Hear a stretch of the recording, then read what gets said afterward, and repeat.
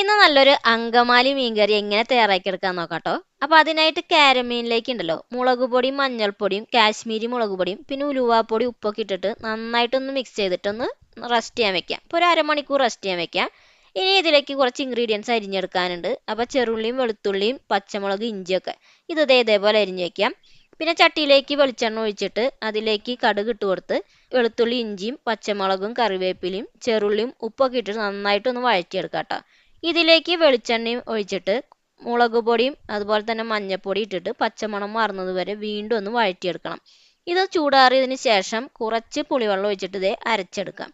ഇനി ചട്ടിയിലേക്ക് വെളിച്ചെണ്ണ ഒഴിച്ച് കടുക് ഉലുവയൊക്കെ ഒന്ന് പൊട്ടിയതിന് ശേഷം ഈ അരപ്പും കൂടി ചേർത്തിട്ട് നന്നായിട്ടൊന്ന് മിക്സ് ചെയ്ത് ഇതിലേക്ക് കുടംപുളിയും അതുപോലെ തന്നെ ആവശ്യത്തിന് വെള്ളം പിന്നെ കറിവേപ്പില ഇട്ട് തിളച്ച് വരുമ്പോൾ മീനും അതുപോലെ തന്നെ ഉപ്പ് ഇട്ടിട്ട് അടച്ചു വെച്ച് വേവിച്ച് വറ്റിച്ചെടുത്ത് പച്ചവെളിച്ചെണ്ണ ഒഴിച്ചാൽ അങ്കമാലി മീൻകറി റെഡി.